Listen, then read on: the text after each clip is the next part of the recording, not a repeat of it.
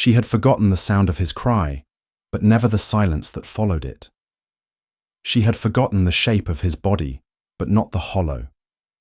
It left in hers seasons had passed like ghosts, whispering of what once was and could never be again until today, when the wind changed, when the dust shifted and something ancient awoke inside her, a pull deeper than instinct, more brutal than pain, something that defied time and reason and death itself.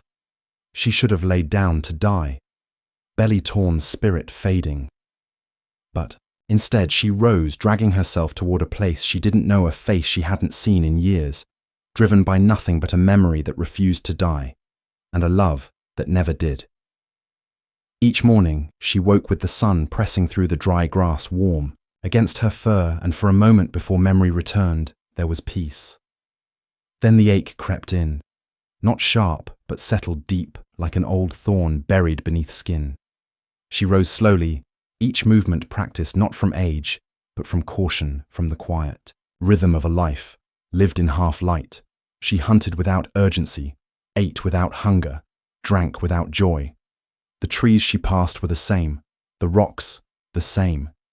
Yet sometimes she paused by a particular bend in the river, or the hollow near the termite mound, her body still, her breath held as if expecting something familiar to stir, but nothing ever did. Still she lingered, as if her pause remembered what her mind had buried. She slept curled tight, tail wrapped around her as she used to around him, a shape made to protect a body no longer there. And in dreams, sometimes she felt the weight of him again, small and warm and safe. And in waking, that loss would echo, not in roars or cries, but in silence, in the slow blink of amber eyes watching a horizon that never changed. It began with heat, a sudden scream in the wind. The sky turned black with smoke, and the ground trembled with the panic of stampeding hooves. She ran blindly through flame, through chaos, calling for him again and again, her voice raw, her eyes burning. She caught glimpses, a golden tail, a shadow, then gone. She circled back again and again, heart pounding louder than the fire until her legs gave out, and she fell to ash and silence afterward.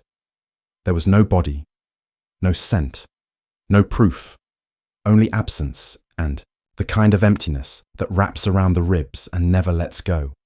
She did not leave.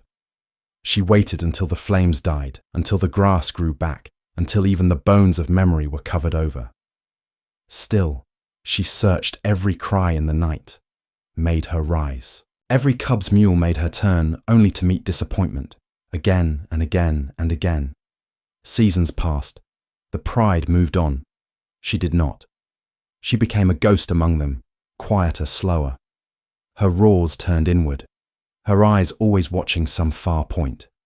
No one else could see she grew lean, not from lack of food, but from lack of will, as if a part of her had followed him into the smoke and never returned. The world kept moving and she kept surviving, but inside, it was winter, a winter that never thawed. Let me pause for just a moment. And now I want to ask you, where are you listening from right now? Have you ever had someone remember you after years apart? A person, maybe even an animal, that quiet moment of recognition when time means nothing and only the bond remains. If stories like this touch something in you, make sure to follow. There's so much more to come. It wasn't sound. It wasn't scent. It was something deeper, a tremor in the air, a shift in the quiet that had ruled her for years as she lay bleeding belly split from the teeth of a younger lion, her breath shallow, her strength fading.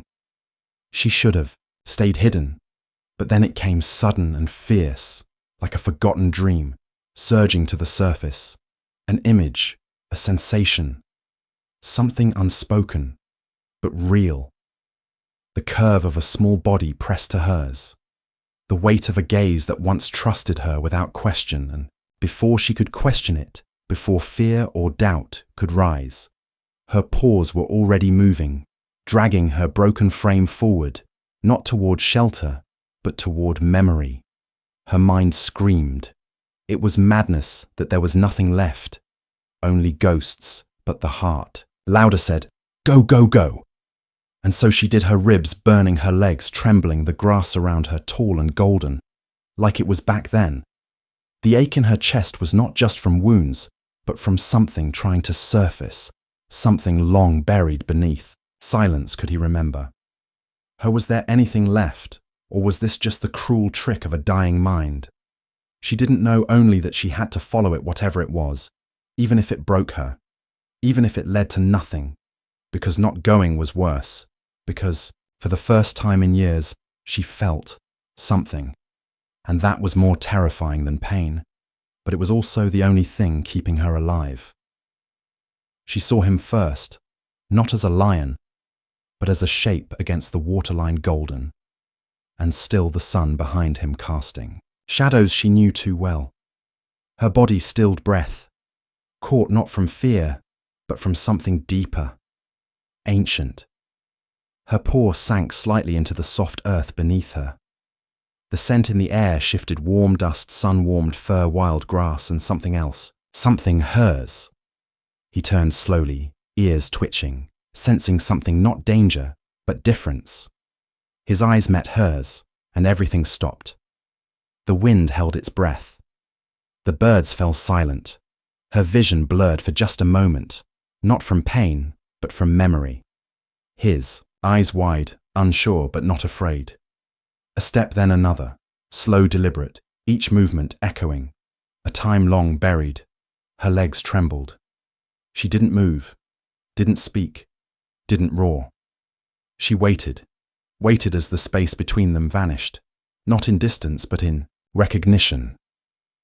He tilted his head slightly, just as he used to as a cub, learning the world. And then the moment broke. He moved in close enough for his breath to touch her face, close enough for her to smell the sun on his fur and the trace of who he'd become. His nose touched hers, not with force but with a question, and in that one gesture, everything returned. The nights curled together, the soft sounds he made when sleeping. The way he once looked to her, before taking his first step. She didn't cry, but something inside her shattered quietly, sweetly. And when he lay down beside her, his body pressed to hers, gently, protectively, she knew he remembered, not with words, not with certainty, but with something deeper than either could name. It was not a reunion. It was a returning, a truth that had waited in silence, now spoken without sound. He stayed close each day, lying near her flank, his breath calm, his movements slow, as if afraid. Too much sound might break the spell. He didn't leave, not even to hunt. At first he brought her leaves carried in his mouth, dropped awkwardly as if remembering something about nesting, something about comfort, and she watched him with heavy eyes, not questioning, only receiving. Sometimes he nudged her side gently, a gesture that once meant play, now meant, "I'm here." She licked his ear, once tentative, slow-tasting dust and familiarity, and that one touch opened something soft in both of them. He began to rest his head against her shoulder, like he used to a full-grown lion now, but with the soul of a child returning to where he was last whole. They dozed in the light, like that, breathing in rhythm. The silence between them no longer empty, but full of what was lost, and somehow found again. And though her body remained weak, her eyes followed him now, not just with memory, but with peace, as he stood guard at dusk, as he yawned in the sun, as he paced and returned, always returned, and slowly she began to heal. Not all at once, not forever, but enough to rise, to walk beside him, just once enough to feel the earth again, under steady paws. He didn't lead, and she didn't follow. They moved together, not fast but sure, and when they rested again, her head found his mane. Her breath deepened, and something inside, that had been quiet for too long, whispered, "This is what it means to survive, not alone but together." And for the first time in all those endless years, she didn't dream of what was gone. She simply breathed and knew she was home. Some bonds are not broken by distance or silence or time. They do not fade. They do not forget. They wait buried deep beneath scars and seasons, waiting for a breath, a glance, a moment to awaken. And when they do, They return not loudly, but surely, soft as a touch, certain as the sun. And in that return something shifts, not just in the heart, but in the world around it. Because when love remembers, even after all is lost, it doesn't come back the same. It comes back stronger, gentler, full of all the pieces that were missing.